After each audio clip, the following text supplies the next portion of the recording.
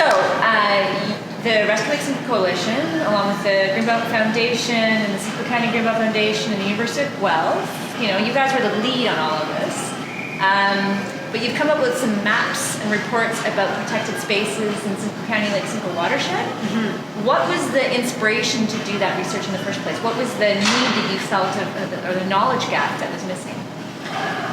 Well, part of this is grounded in an observation of living in Simcoe County, living in a place where there are a lot of forests around, and then they're gone. And so myself and other people who like forests and wetlands and nature think, what the heck? This was in environmental protection, and now it's not. So what happened? And it was really a question: how well protected are the areas that we think are protected? Mm-hmm. That was really the question. And the timing has to do with the review of the Lake Simcoe Protection Plan. So the Lake Simcoe Protection Plan has been in place for 10 years, and it's up for review kind of any time now, starting December 2019, January, we don't exactly know. We want to make sure when we do this review that we are looking at monitoring data that tells us how well protected are green spaces in order to answer the question, are we achieving the targets of the Lake Simcoe Protection Plan? Right. So there's an opportunity for the public to weigh in, there's an opportunity for councillors, for the Conservation Authority, and some other agencies to comment on what should change in the Lake Simcoe Plan. So we wanted some real science and data in which to ground our arguments. Right, and I don't think a lot of people appreciate it, the general public, let's put it. They see a forest, they see green space, and they just go, oh, that's just how it's going to stay. And they may not realize that there's other rules or policies, if you will, right? And I don't even know if people can appreciate within Simcoe County that Lake Simcoe Protection Plan, Lake Simcoe has its own protection plan. And I want to talk a little bit about the importance of that particular plan and how unique it is. Yeah. So in terms of what the Lake Simcoe Plan does for the protection of green space, it certainly is better than it was. And it takes a while for those policies to catch up with development applications or proposals to change the zoning on a piece of land. But a few examples of the things that are improved under the Lake Simcoe Protection Plan, there are bigger setbacks around known and identified and protected natural features like significant forests and significant wetlands. The Lake Simcoe shoreline, if it's a wild shoreline, you can't alter the shoreline.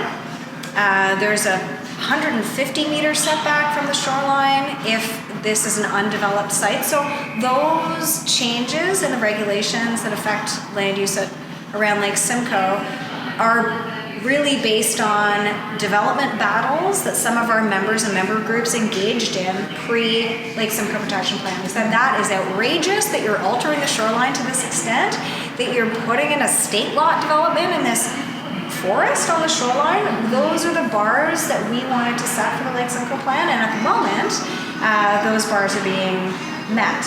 One of the questions that we have now moving forward, though, is how well are these policies being applied?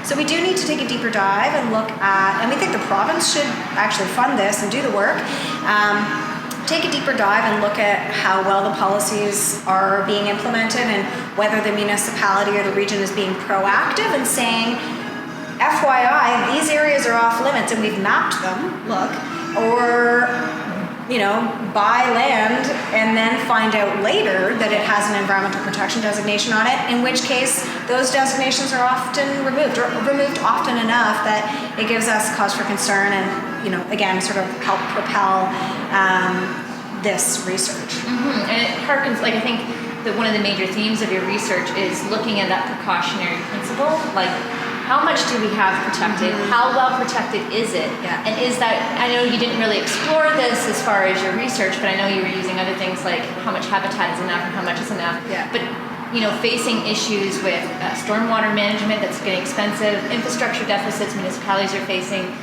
climate mitigation and adaptation, all really expensive things that municipalities do not have the money for. Right. I mean, you and I can both agree that the municipalities are left with a lot of responsibility and very few tools actually do much about it, whether it be financial or whatever. But there are opportunities, right?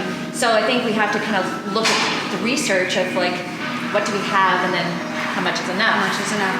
So yeah, I mean, specifically, how much do we have? So in Simcoe County, our analysis shows that we have 14% of the county in a category of policy that we're calling best environmental policy protection. So those are, for example, significant woodlands, areas of natural scientific interest, provincially significant wetlands. Those are defined by the province. Those the land features that would have that policy attached to them have a certain set of characteristics. Right. So those are well protected, except you can still extract aggregate. If there is aggregate on the site, you can still put a highway through that if you identify that there's no alternative. So, you know, in Simcoe County, 14% well protected, I think, is not enough. In the Lake Simcoe Watershed, that number is 21%.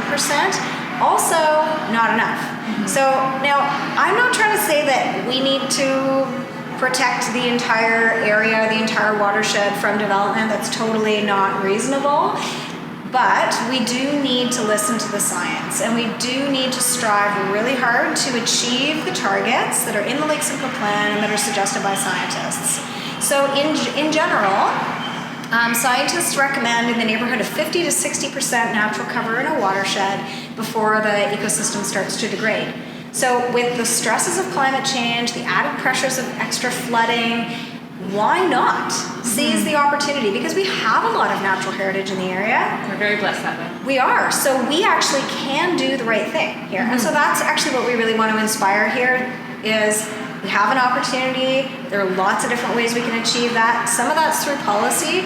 Some of that's through land trusts putting conservation easements at the landowner's request. So for example, if you own a farm and you have a windrow, a bunch of trees in a row that connect one forest to another, there will be no policy protection for that feature, but you could say, I see that this is a really important connection between X and Y, and I'm going to get a land trust to protect this feature and put that on title on my property. So when I sell it, this beautiful windrow is still protected. So those sorts of measures are all part of the puzzle on how we improve and increase green space protections. Right, and I think for too long, kind of the financial metrics of what is cheaper, what is more expensive, hasn't been as well developed as it would have. You know, you look at a forest, you're trying to decide, where do we put this highway, where do we put the subdivision? Is it cheaper to put it in a forest, or is it cheaper to put it into intensification infill land? Not really understanding the full value of that forest with ecosystem services and everything else, right? So we also have to look at how we measure those different features financially, which is where the ecosystem services comes in, and hopefully your research, I mean, the reason why that 14 and 21% is protected is because of the value to the ecosystem, right? Yeah. So for counselors or for community organizers that are watching this, what would be that take-home message of, you know what, I listened to what the Rescue Lake Simcoe Coalition has done. I don't think that's enough. Is there one immediate next step that they could either encourage their council or encourage other conservation groups, or, you know, what would be your take home for them? Okay, I can't just say one thing because it's impossible for me. But okay, three. Okay, three. Great. So one is get out there and identify the unidentified wetlands in your territory. They provide invaluable ecosystem services. For example, the cost of the impacts of a flood, for example, are reduced by 38%. When wetlands are left intact on the landscape. That's a significant saving. All the municipality and the MNR would need to do would be to evaluate that wetland, and if it qualifies, then it can be protected, and then it's going to help mitigate flood impacts, which are on the rise. So that's one. Another one is review your official plan. You need to have the technical definitions of the features that are protected through the Lake Simcoe Protection Plan in your official plan, so that everybody who deals with land use knows what should be protected.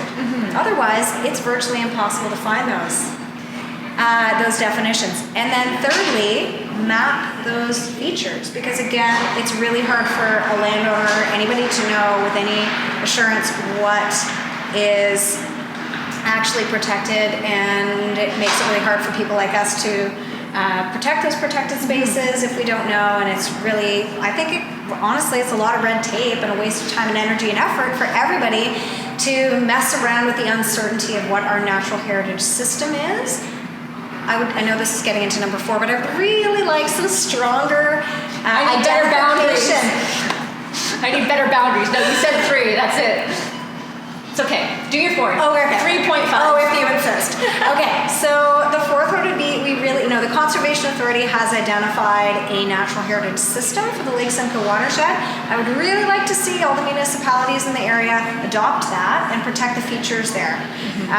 They've done a lot of work on this, and that's what we need. Right.